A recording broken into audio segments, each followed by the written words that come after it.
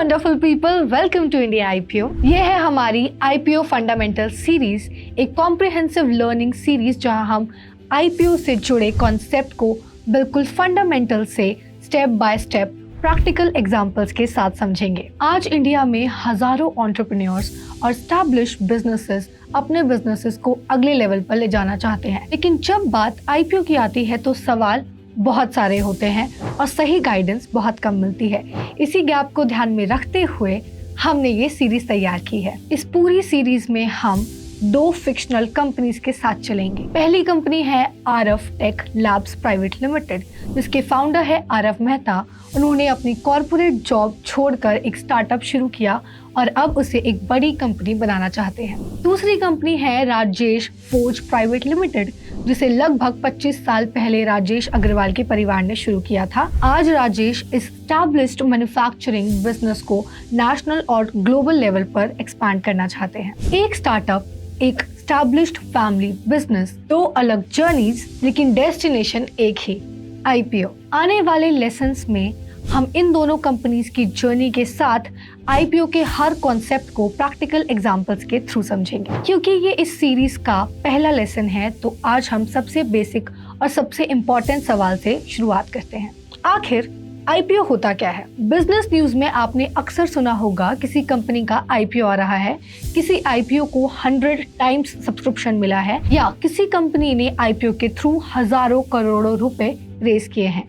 अगर आपसे पूछा जाए कि आईपीओ क्या होता है तो शायद आप कहेंगे कंपनी स्टॉक मार्केट में लिस्ट हो जाती है, शेयर्स बेचती है या फिर पैसे रेज करती है। ये बातें सही हैं, लेकिन आईपीओ की पूरी कहानी नहीं बताती। आईपीओ सिर्फ फंड रेज करने का तरीका नहीं है, ये एक बिजनेस की ग्रोथ जर्नी का वो माइलस्टोन है जहां कंपनी अपने अगले फेज में एंटर करती है। और इस जर्नी को समझने के लिए हमें एक बहुत बेसिक कॉन्सेप्ट समझना होगा, ओनरशिप। शुरुआत में आरफ टेक लैब्स की पूरी ओनरशिप आरफ के पास थी। कंपनी का हर बड़ा डिसीजन लेने का अधिकार भी उन्हीं के पास था। इसी तरह राजेश फोर्ज की ओनरशिप राजेश के परिवार के पास थी और कंपनी का कंट्रोल भी उन्हीं के हाथ में था। यानी दोनों कंपनीज की एक कॉमन बात थी, दोनों कंपनीज प्राइवेट लिमिटेड कंपनीज थी। अब मान लीजिए आरफ टेक अच्छा परफॉर्म करने लगती है और एक एंजल इन्वेस्टर उसमें 50 लाख इन्वेस्ट करता है, बदले में उसे कंपनी के 20% ओनरशिप मिल जाती है। इसी तरह राजेश भी अपनी मैन्युफैक्चरिंग कैपेसिटी बढ़ाने के लिए एक स्ट्रैटेजिक इन्वेस्टर को कंपनी में पार्टनर बना लेते हैं और ओनरशिप का कुछ हिस्सा उन्हें दे देते हैं। अब ये सवाल उठता है कि ओनरशिप को मेजर कैसे किया जाता है? कंपनीज ओनरशिप को छोटे छोटे इक्वल पार्ट्स में डिवाइड करती है, जिन्हें शेयर्स कहते हैं। मान लीजिए किसी कंपनी को 10 लाख शेयर्स में डिवाइड किया गया है। अगर फाउंडर के पास 8 लाख शेयर्स हैं और इन्वेस्टर के पास 2 लाख शेयर्स हैं, तो फाउंडर की ओनरशिप 80% होगी और इन्वेस्टर की ओनरशिप 20% होगी। यानी शेयर्स किसी बिजनेस में ओनरशिप को रिप्रेजेंट करते हैं।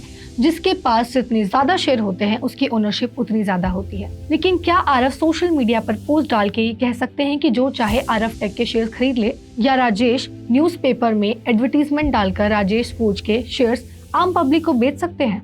जवाब है नहीं, क्योंकि दोनों अभी भी प्राइवेट लिमिटेड कंपनीज हैं। प्राइवेट लिमिटेड कंपनीज के शेयर सिर्फ फाउंडर्स, फैमिली मेंबर्स, एम्प्लॉयज या सिलेक्टेड इन्वेस्टर्स के पास ही होते हैं। पब्लिक डायरेक्टली उन कंपनीज के शेयर्स नहीं खरीद सकती। और यही बात हमें आईपीओ को समझने की तरफ ले जाती है। अब कुछ साल बीत जाते हैं, आरफ टेक लैब्स तेजी से ग्रो करने लगती है, कस्टमर्स बढ़ने लगते हैं, नए प्रोडक्ट्स लॉन्च होते हैं और कंपनी की टीम कुछ लोगों से बढ़कर सैकड़ों एम्प्लॉयज तक पहुंच जाती है। दूसरी तरफ राजेश फोर्ज भी नए प्लांट्स लगाती है, एक्सपोर्ट शुरू करती है और अपनी इंडस्ट्री में एक स्ट्रॉन्ग पोजीशन बना लेती है। दोनों बिजनेसेस अब अपने अगले ग्रोथ फेज के लिए तैयार हैं। आरफ इंटरनेशनल मार्केट में एक्सपैंड करना चाहते हैं, राजेश एडवांस टेक्नोलॉजी, ऑटोमोटिव और ग्लोबल एक्सपेंशन में इन्वेस्ट करना चाहते हैं। यानी दोनों कंपनीज को ग्रोथ के लिए कैपिटल चाहिए। साथ ही मार्केट में हजारों और लाखों इन्वेस्टर्स भी इन कंपनीज की ग्रोथ जर्नी का हिस्सा बनना चाहते हैं। लेकिन एक प्रॉब्लम है, दोनों कंपनीज अभी भी प्राइवेट लिमिटेड कंपनीज हैं और जब तक कंपनी प्राइवेट है पब्लिक उसके शेयर्स नहीं खरीद सकती। तो फिर कंपनी क्या करे? क्या हर बार सिर्फ बैंक लोन ही सॉल्यूशन है? क्या हमेशा सिर्फ प्राइवेट इन्वेस्टर्स ही कंपनी में इन्वेस्ट करेंगे, या फिर कंपनी अपनी ओनरशिप का एक हिस्सा आम इन्वेस्टर के लिए खोल सकती है? यहीं से शुरू होती है आईपीओ की कहानी। आईपीओ का फुल फॉर्म है इनिशियल पब्लिक ऑफरिंग। इसके हर शब्द का अपना एक मतलब है। इनिशियल का मतलब है पहली बार, यानी कंपनी पहली बार अपने शेयर्स पब्लिक इन्वेस्टर को ऑफर कर रही है। ये प्रोसेस सिर्फ एक ही बार होता है। पब्लिक का मतलब है कि ओनरशिप अब सिर्फ फाउंडर्स और सिलेक्टेड इन्वेस्टर तक लिमिट नहीं रहेगी। अब एलिजिबल पब्लिक इन्वेस्टर भी कंपनी के शेयर होल्डर बन सकते हैं। और ऑफरिंग का मतलब है कंपनी अपनी ओनरशिप का एक हिस्सा इन्वेस्टर को ऑफर कर रही है। ध्यान रहे, कंपनी अपना पूरा बिजनेस नहीं बेच रही, सिर्फ ओनरशिप का कुछ हिस्सा पब्लिक के लिए अवेलेबल कर रही है। अब इन तीनों शब्दों को एक साथ समझिए। इनिशियल, पब्लिक, ऑफरिंग, यानी वो प्रोसेस जिसमें एक प्राइवेट कंपनी पहली बार अपने शेयर्स पब्लिक इन्वेस्टर को ऑफर करती है और उन्हें अपनी कंपनी की ओनरशिप में भागीदार बनने का मौका देती है। लेकिन यहाँ एक बात हमेशा याद रखिए, आईपीओ का मतलब सिर्फ स्टॉक एक्सचेंज पर लिस्ट होना नहीं, सिर्फ पैसे रेज करना नहीं, सिर्फ शेयर्स बेचना नहीं। सबसे पहले आईपीओ एक ओनरशिप ट्रांजिशन है, यानी एक प्राइवेट कंपनी अपनी ओनरशिप को फाउंडर्स और सिलेक्टेड इन्वेस्टर्स तक सीमित रखने की बजाय पब्लिक इन्वेस्टर्स के लिए खोल देती है। ध्यान दीजिए, बिजनेस वही रहता है, कंपनी के प्रोडक्ट, एम्प्लॉयज, फैक्ट्रीज और कस्टमर्स नहीं बदलते। जो बदलता है वो है कंपनी का ओनरशिप स्ट्रक्चर। अब फाउंडर्स के साथ साथ हजारों और लाखों पब्लिक इन्वेस्टर भी उस कंपनी की ग्रोथ जर्नी का हिस्सा बन जाते हैं। इसीलिए आईपीओ सिर्फ स्टार्टअप्स के लिए नहीं होता, सिर्फ पुराने बिजनेसेस के लिए नहीं होता। आरएफ टेक लैब्स जैसी स्टार्टअप कंपनी भी एक दिन आईपीओ ला सकती है और राजेश फोर्ज जैसे 25 साल पुराने मैन्युफैक्चरिंग बिजनेस भी आईपीओ ला सकता है।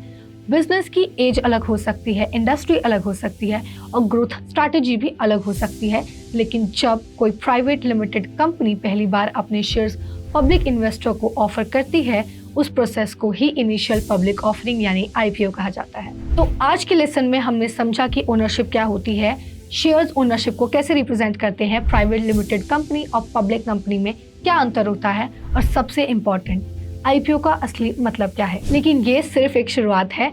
आने वाले लेसन में हम आरएफ टेक लैब्स और राजेश फोर्ज की जर्नी के साथ साथ स्टेप बाय स्टेप देखेंगे एक कंपनी आईपीओ तक कैसे पहुंचती है, उसके लिए क्या तैयारी करनी पड़ती है और पूरा प्रोसेस प्रैक्टिकली कैसे काम करता है। और अगले लेसन में हम एक बहुत इंपॉर्टेंट सवाल का जवाब ढूंढेंगे, अगर आईपीओ इतना पावरफुल है तो हर कंपनी आईपीओ क्यों नहीं लाती और कंपनी पब्लिक होने का फैसला क्यों लेती है। अगर आपको ये वीडियो पसंद आई हो और आप आईपीओ के फंडामेंटल सिस्टमैटिकली समझना चाहते हो तो चैनल को सब्सक्राइब जरूर कर लीजिए। आईपीओ फंडामेंटल सीरीज के हर एपिसोड को सीक्वेंस में देखिए। हम मिलते हैं आपसे अपनी नेक्स्ट वीडियो में, तब तक के लिए हैप्पी लर्निंग।